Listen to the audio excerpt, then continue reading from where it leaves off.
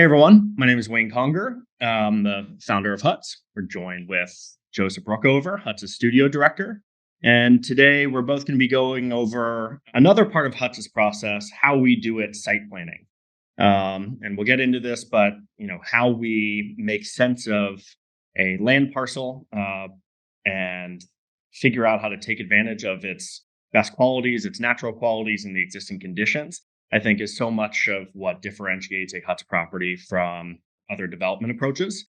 So excited to go through it today, and let me pass the mic to Joe, and I'll hop in as we walk through this. Cool. Thanks, Wayne, and thanks everyone for being here. Excited to chat with you today about site planning. We're going to be presenting here a real project that we're currently working on. Just walk through the conversations and the steps that we've had with our clients along the way. And just a interesting piece of context for this project in particular is that it's really been a very accelerated process, one that we need to move very fast on because our clients had mold issues in their existing home and really needed someplace new as quickly as possible. So why that context is important is that we had to make very quick decisions to have an accelerated construction schedule, but those decisions still need to keep in mind sort of the development goals of the client. We can kind of hop into it here. So this is the project. It's called Churchtown. This is a rendering of what the project is going to look like. And we're just going to talk through the steps that we kind of got to get to this point. So an overview of what we're going to talk about today is part of the Huts process in site planning is understanding the site, parcel evaluation, and right of use by zoning. What are you allowed to build and where is the best place to build? Analyzing site data, using that information to get into site design and master planning efforts. And then how Huts is working with our groundwork coordination and with our build partners to execute on groundwork improvement and starting construction. So first, understanding the site, we really dive into publicly available data, to understand aerial imagery of the site sort of right away. Where you can get these really great sort of 5,000 foot low altitude shots of the site to really understand sun pass and a little bit of topography and just the configuration of the site in general. And then very early on, we like to take a site visit, meet the clients, bring our team out there and really understand things on a granular level. And this site visit took place in March. What you mentioned on the aerial imagery. So we pull from fixed wing aerial photography, pull from USGS data, GIS data, DPDC, all sorts of kind of data sources. But one of the nice things about the aerial imagery that we license is that we're able to pull imagery from different seasons. And so this is particularly relevant for forested lots to see, is this primarily a pine forest and evergreens? Are they deciduous? What will the views be when the leaves drop? What will the shadow paths be when it's kind of deeper, lower winter sun? And being able to see the property at all seasons when we first come into contact with it, so that we can project out what the conditions might be in the summer if we've first gotten in touch with the client in winter. Yeah, great point. And a couple of notes and looking here at this site, just a variety of like sites and conditions that we were dealing with early on. This is over 100 acres, and we're trying to build a house on here. I can go in a million places, be it in open meadows or within a forested condition, sort of in relation to some existing buildings that are happening on the site. So it can be sort of like choice overload, or decision overload about where is the best place to really place this, and we need to make a decision. So how do we go about that? First is looking at what is the program that you or the client is looking to build on the project. And this one in particular, they're looking to build their primary home with the garage and maybe an artist studio down the road. So dealing with three structures that want to be in relation to each other and the existing conditions of the site. This parcel in particular is actually zoned or is split into 5 separate parcels. It's already been subdivided. So that was part of the decision-making process here early on as well about which parcel do we want to build in, and all of them have different conditions. Parcel E, you can tell is very forested, a lot of topography happening there. Same with the D. A has a lot of their existing structures, and B and C are a little bit more accessible and haven't been developed yet.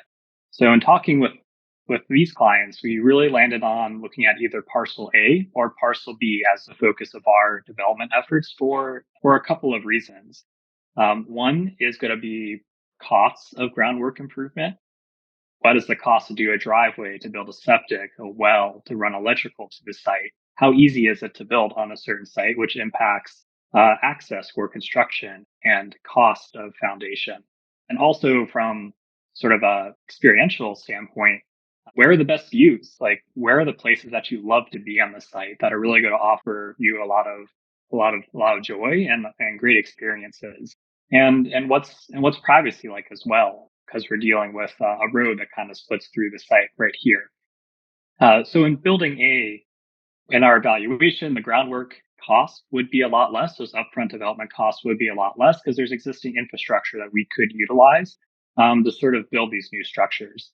And B, groundwork costs may be a little bit more expensive if we're sort of building back in the meadow here. But there were amazing views. There was amazing place back there. And there already was an electric pole that was run sort of halfway. There was kind of a little bit of an existing path that was run back there that could be utilized for a driveway. So, in evaluating those with a client, we really landed on parcel B because even though it might be a little bit more expensive to get back there initially, just the experience was so much better back there on the site, and it also held sort of long term advantages for the client because this already was a subdivided parcel that was undeveloped, so they could really increase their ROI in developing parcel B, and that being a separate property that they could sell off in the future or use as a different type of asset that wasn't connected to their main holdings on parcel A. Yeah, I think that this project encapsulates a kind of attention that exists in every site planning process, which is when a client comes to us and we either help them source the lot or they come to us in the parcel they've already purchased, their goal isn't to have a raw lot. Their goal is to have a developed property. And so one of the considerations and kind of tensions that are always there is how do we balance between creating privacy, getting the house in the right location, taking advantage of the best parts of the property while not kind of blowing the budget on driveway or infrastructure. And so there's always this sort of negotiation space between where we try to find a balance, like Joe was showing with that kind of scoring rubric between what is the difficulty of development, what's the infrastructure cost going to be, and how do we balance that with what makes the lot really special. And so, he was kind of going through parcel A and parcel B, but one of the ones that we wrote off right away is parcel E and saying, well, we're not going to run a mile-long driveway up the side of the mountain here. As beautiful as that might be, it's going to eat up the entirety of the budget and infrastructure costs, and we won't get to the house. And so that helped us sort of remove a lot of the kind of big decisions, and that happens at a smaller scale on all of our projects. And then I think the other thing that's representative here is this idea of sort of phasing. That one of the reasons we sort of landed on B and some of the existing infrastructure there is that in this case, like a lot of our projects, what the client is going to build with us first doesn't necessarily represent the completed iteration of the project. And so the consideration of how the property is going to be grown into over time and the placement of those various three programs becomes a big part of this so that and I think we'll get into this, but how we're placing infrastructure to make sure that future structures can kind of plug right in and it doesn't feel like we're kind of tearing up the whole property once again. Thanks, Wayne. As part of these efforts as well, when we land on B, kind of what Wayne was just talking about is what are our estimates sort of on groundwork development costs and how is that impacting the total budget? So kind of looking at these first four lines here are, we're talking to excavators weekly and other site work people that are installing septics and running electric. We have a good sense of sort of cost per foot on these costs in various regions, both upstate New York. And when we're not working in New York, we're having very early conversations with groundwork providers to really understand true costs in different regions. But if we're kind of understanding that our estimate is going to be about $115,000 in groundwork costs just to get back to the site, kind of backing that out from the overall budget and the square footage and design goals of our client, making sure that we're not blowing the budget in week one because we're proposing something in a way that's going to cause a lot of compromises and sort of headaches down the road. So after we kind of determine where the general area we want to build within a parcel or on a site, this is when we really need to start finding more tangible data. We're working with local surveyors to get a boundary survey, which will be needed for permitting and understanding setbacks required by zoning, and getting the topography of the site as well. As long as identifying, you might be too small to see here, but where existing electrical poles might be, where existing tree cover might be, other site assets like old stone walls or things like that. So we're having real data to work with. And then for this project as well, we also did LiDAR scan via drone, where we have a true three-dimensional representation of the site, all the topography, all of the existing trees, to really plug this into our three-dimensional modeling and early visualization to understand the impact of these buildings on the site, and to balance foundation costs and with ideal views or how we want to work the topography, which we'll get into in future slides as well. As a part of like going through this process as well, we're also understanding what is right to use for the owner for this parcel, what's allowed by zoning, talking to local zoning officials early on to make sure we're not proceeding with a vision that isn't possible long term, or what steps do we need to take to get exceptions to that through planning boards or things like that. Now, but because this was its own parcel by right, we were allowed to develop a single family home with accessory buildings, which matched with the client's program. So then getting into site design, this is when we take our evaluation from a design perspective of what is good about the site, or what's the environment like on that site, which is going to impact how we eventually design for it. So analyzing topography, where is there relatively lower slopes on the site versus more steep slopes, which impact access, how you move around it, and foundation costs as well. And where is the primary access to the site? How are you going to be entering this when you're arriving? How is the construction sequencing going to be happening? Where are things going to be delivered from? And what is the impact on the site throughout that entire process?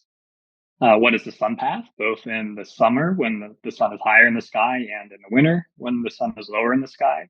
Looking at existing tree cover and those heights, when you're getting direct sun in the site, when are there areas that are in shade?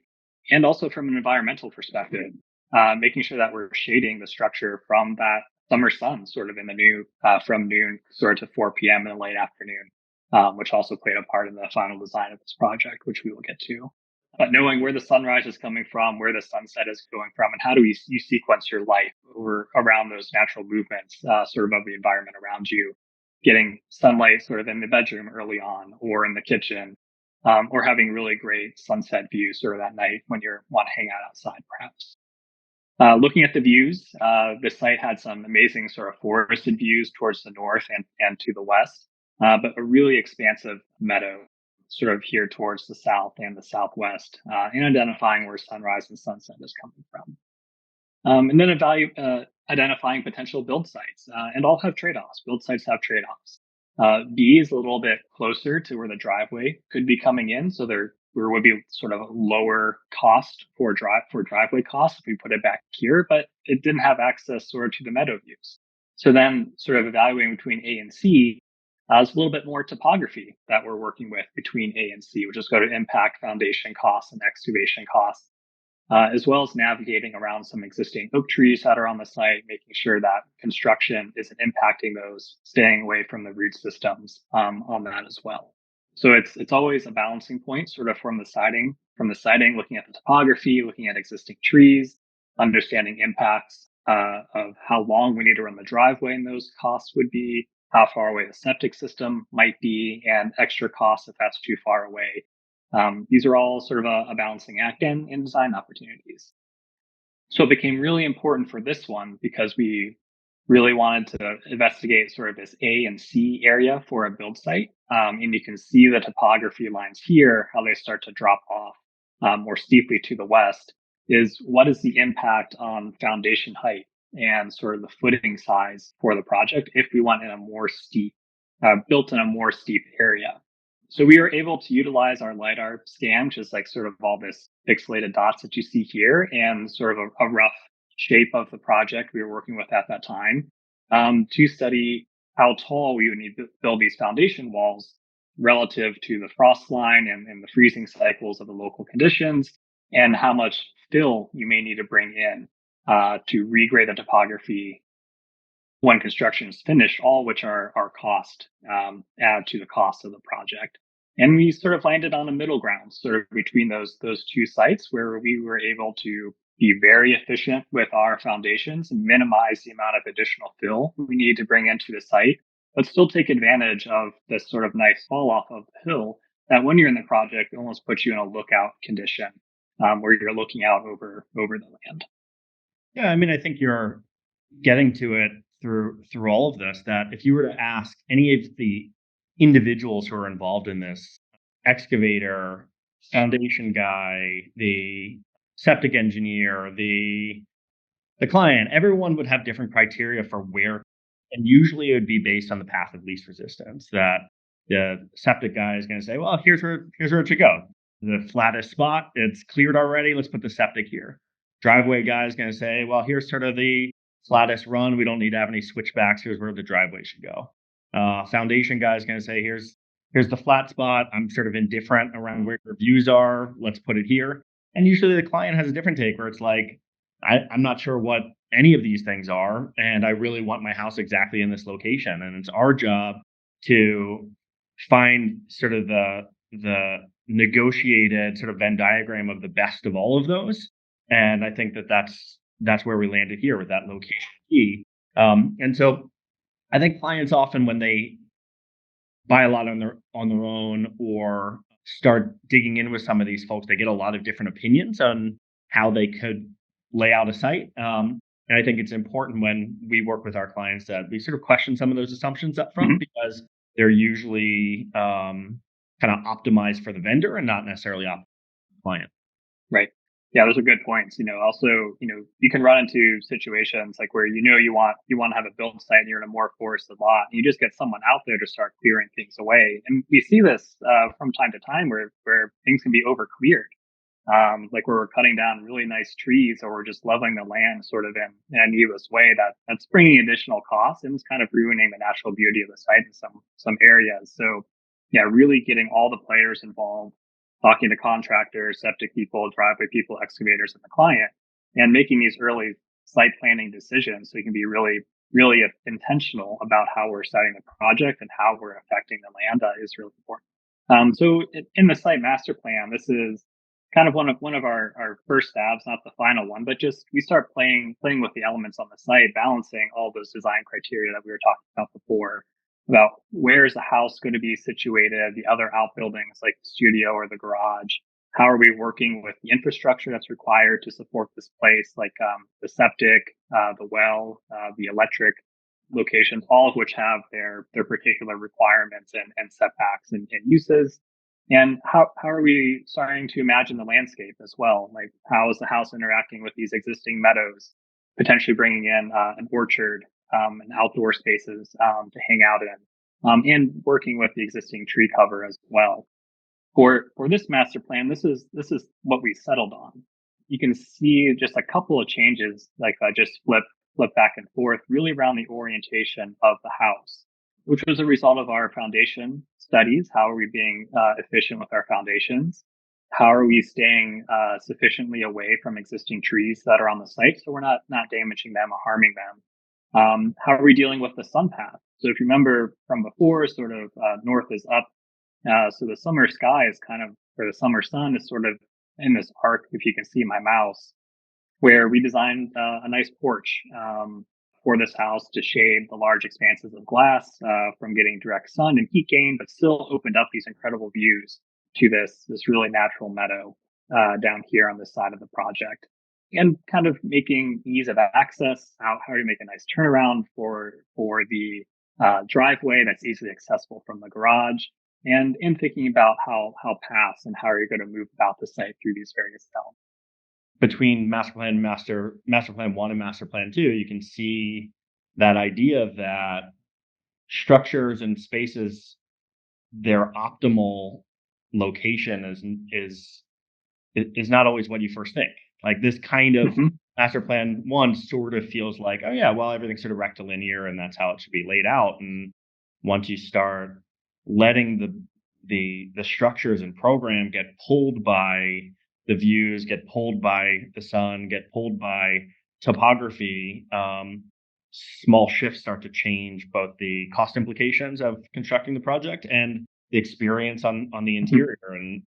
And often when there's multiple structures, that it's not that they're all sort of gridded against each other. You're sort of reading the land a little bit more closely to have them play with each other. And like you said, thinking about, for instance, with the studio to the house, you can see that the studio is sort of like tucked in into a bit of a tree stand. And how do you give somebody the convenience of being able to access their workspace, but also the sense of destination of traveling to this place and making it feel like it's a different spot, that they're not just working in a room in their home.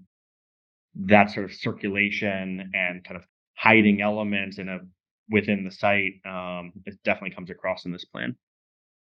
And then, yeah, just some updates on groundwork and construction. Like, again, like if you recall from like our first site visit, like that happened sometime in March. And very quickly, we got to real drawings that we need to submit to the town to get approval on the septic locations, get approval on driveways, get approval on where the house is going to be siting, so we could start excavation. So developing all the drawings we need for which is a permit submission to the town that's calling out all the required setbacks from the well, setback from the property line, from the septic tank, and identifying dimensions on the site so that we can go to the site and we can stake out where that building is going to be. And oftentimes we find when we do the stakeout that hey, this looks really great, like on our drawing. The drawing looks awesome, but actually, I think we need to rotate the building about 5 degrees, or we need to shift it back another 10 feet.